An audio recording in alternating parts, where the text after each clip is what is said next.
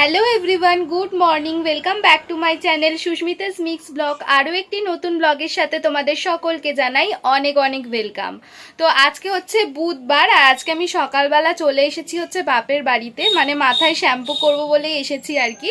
তো বাড়িতে কেউ নেই, মা বাবা সবাই গেছে কাজে, ভাইও গেছে কলেজে, আমি এখন ঘরে একাই। এখন এই সকাল 11টার মতন বাজে। তো এখন আমি যাব হচ্ছে রান্না বসাতে। বাবা সকালবেলা বলেছে, কালকে রাতেই বলেছিল যে মাছ কিনে রেখে যাবে, তো আমাকে এসে রান্না করতে বলেছিল। তো এখন রান্না করব, তারপরে দাঁড়াও তোমাদের দেখাই ঘরদোরের কি অবস্থা। ঘরদোরের অবস্থাটা শুধু দেখো। দেখতেই পেলে ঘরদোরের কি অবস্থা। আগে রান্নাটা বসাবো, তারপরে ঘরদোর পরিষ্কার করব, কারণ আমার বর আসবে দুপুরবেলা খেতে, তারপরে ভাইও চলে আসবে, ওই জন্য আগে রান্নাটা করে নেবো। এসেছি অনেকক্ষণ, 10:20-25 নাগাদ এসেছি। তো আজকে যে ব্লগটা তোমরা দেখতে পাবে, সেই ব্লগটা বসে এডিট করলাম, করে পোস্ট করলাম। আর এখন এই যে একটু ফ্রেশ হলাম, রাস্তা দিয়ে এসেছি তো এত রোদ, আর আজকে সকাল থেকে আমার প্রচণ্ড গরম লাগছে, আর আমার শ্বশুরবাড়িতে তো এমনিই প্রচণ্ড গরম। তো এসে একটু বসে কাজগুলো সেরে এখন যাব হচ্ছে রান্না করতে। তো চলো এখন থেকে আমি আমার ব্লগটা স্টার্ট করছি, তোমরা কন্টিনিউ দেখতে থাকো। এই যে ভাই মাছ কিনে দিয়ে গেছে, কাতলা মাছ। চলো আগে মাছটা ধুয়ে নিই, আবার তারপরে তোমাদের সাথে কথা হচ্ছে, কারণ মাছ হাতে আমি ক্যামেরা করতে পারবো না ওই জন্য। তো এই যে মাছ ধুয়ে আর এই যে নুন হলুদ মাখিয়ে রেখে দিচ্ছি।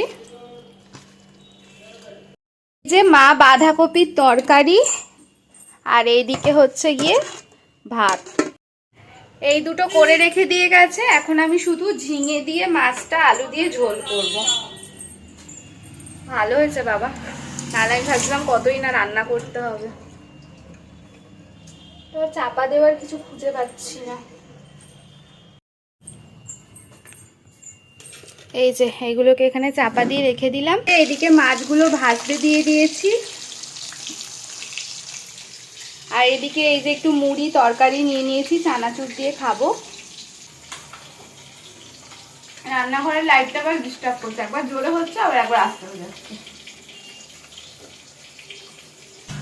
তো চলো আমি খেতে খেতে রান্নাটা সেরে ফেলি, আর তোমরা ব্লগটা কন্টিনিউ দেখতে থাকো।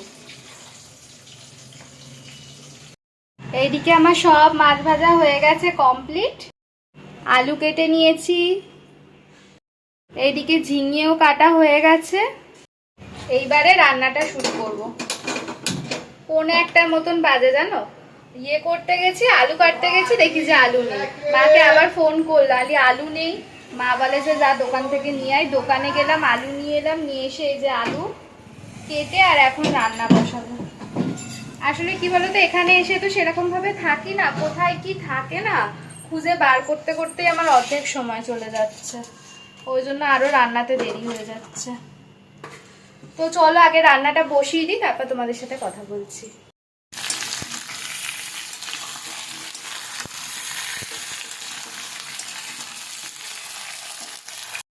এইদিকে আমার মাছের ঝোল হয়ে গেছে রেডি। মা বলেছিল পাতলা করে ঝিঙে দিয়ে ঝোল করতে, তো এই যে করেছি, জানি না কেমন খেতে হবে।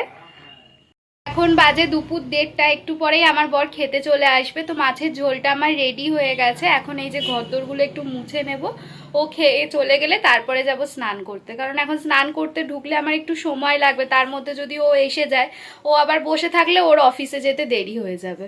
তো ওই যে মা বলেছিল পাতলা করে ঝিঙে দিয়ে ঝোল করতে, করেছি। এবার জানি না কেমন খেতে হবে, ওরা এসে খেলে তারপরে মানে রিভিউ দিলে বুঝতে পারবো কেমন হয়েছে।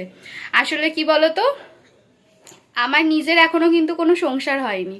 ওইখানে থাকি, ওটা হচ্ছে আমার শাশুড়ির সংসার, এখানে হচ্ছে আমার মায়ের সংসার। তো আমার নিজের সংসারে, আমার নিজের যদি সংসার হতো, তাহলে আমি নিজের মতন করে সবটা গুছিয়ে করতে পারতাম, নিজের মনের মতন করে। আর এখন যখন আমি অন্যের সংসারে কাজ করি, তখন তার কথা মতন আমাকে চলতে হয়, তাই আমি একটু ঘাবড়ে যাই।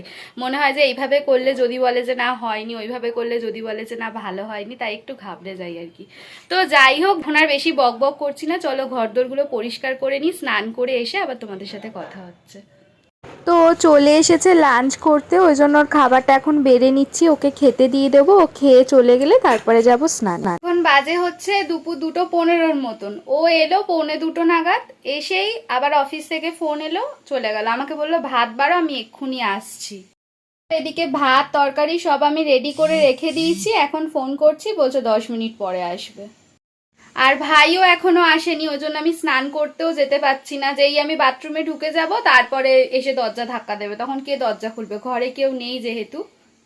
এই যে আমি এতক্ষণ ধরে ঘরদোর সব পরিষ্কার করলাম, দেখো এই দেখো জামা কাপড়গুলো শুধু গুছানো হয়নি, ঘরদোর সব মুছে পরিষ্কার করে, এদিকে রান্নাঘরও পরিষ্কার হয়ে গেছে, গ্যাস মোছাও হয়ে গেছে। ও আর ভাই এলে ওদের দুজনকে খেতে দিয়ে তারপর আমি যাব স্নান করতে। তো এখন আর সেরকম কোনো কাজ নেই, জামা কাপড়গুলো শুধু এখন গুছিয়ে রাখি, দেখি ও কতক্ষণে আসে। ভাত বেড়ে বসে থাকতে ভালো লাগে বলো? আমি শুনেছি বাইরে থাকলে ভাত বাড়তে নেই। ও আমাকে বললো আমি এক্ষুনি আসছি, তুমি ভাতটা বাড়ো, ব্যাস। তো এই যে ও আর ভাই দুজনেই চলে এসেছে, দুজনকেই খেতে দিয়ে দিয়েছি, ওরা দুজন এখন খেয়ে নিচ্ছে। ওদের খাওয়া হলে তারপরে যাব স্নান করতে। এক্ষুনি তো বললে ভালো হয়েছে, সত্যি কথা বলো। তোমার না এক্ষুনি বললো ভালো হয়েছে, যেই ক্যামেরা অন করেছে ওই জন্য বলছে ভালো হয়নি, শয়তান। তো খেয়ে চলে গেছে, ভাইয়েরও খাওয়া হয়ে গেছে, আর এখন আমি স্নান করে এলাম, এখন আমি খেতে বসছি। কটা বাজে বলো তো? 3টে বাজে। আর দেরি হয়ে গেছে, আজকে কি করা যাবে বলো? তাও মা ভাতটা বাঁধাকপি তরকারিটা করে রেখে গিয়েছিল বলে তাই। যদি সব আমাকে একা করতে হতো কি করতাম জানি না।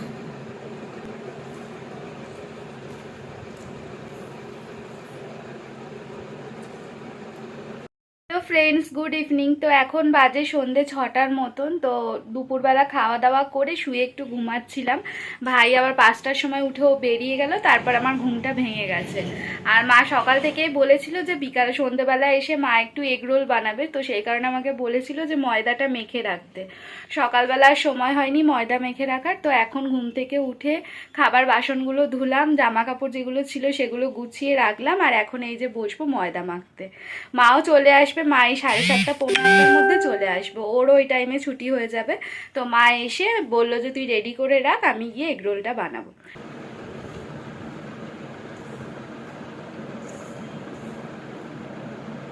ময়দাটা মেখে ফ্রিজে ঢুকিয়ে রেখে দেবো, মা বললো তাহলে নাকি ভালো হয়।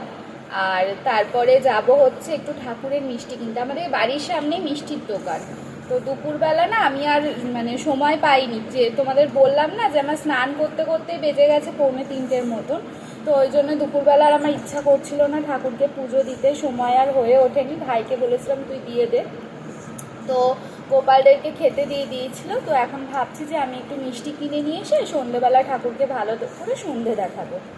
তো এখন তো 6টার মতন বাজে, এই ময়দাটা মেখে রেখে দিয়ে তারপরে যাব মিষ্টি আনতে। আর ও দুজনেই এসে গেছে, আর মা এসেই একটু চা খেয়ে চলে গেছে হচ্ছে এগরোলের জন্য পরোটা ভাজতে। আর এইদিকে আমি মাকে পেঁয়াজ, টমেটো, শসা এগুলো সব কেটে গোলমরিচ আর বিট নুন মাখিয়ে রেডি করে দিয়েছি। তো মা এগরোলটা বানিয়ে দিলে খেয়ে দে আর বাড়ি চলে যাব। আর আজকে ব্লগটা যেহেতু এই বাড়ি থেকেই শুরু করেছি, তাই ভাবছি এই বাড়িতেই এন্ড করে দিয়ে যাই। তো চলো আজকের ব্লগটা এই পর্যন্তই। যদি ভালো লেগে থাকে লাইক করে আমার চ্যানেলটাকে সাবস্ক্রাইব করে বেল আইকনটা প্রেস করে দিও, যাতে করে আমি যখনই ব্লগ আপলোড করব তোমাদের কাছে নোটিফিকেশান চলে যায়। তো এই যে মায়ের এগরোল এইদিকে রেডি হয়ে গেছে, ওকেও দিয়ে দিয়েছি, আমিও নিয়ে নিয়েছি, খেয়ে দিয়ে এবারে চলে যাব বাড়ি। তো দেখা হবে আরও একটি নতুন ব্লগের সাথে, ততক্ষণ সকলে ভালো থেকো, সুস্থ থেকো। আর আমার যেহেতু ক্যামেরাম্যান কেউ নেই, তাই দেখো আয়নার দিকে আমি নিজেই ক্যামেরা করছি আর নিজেই খাচ্ছি, কি আর করব, গরিব মানুষ। চলো টাটা।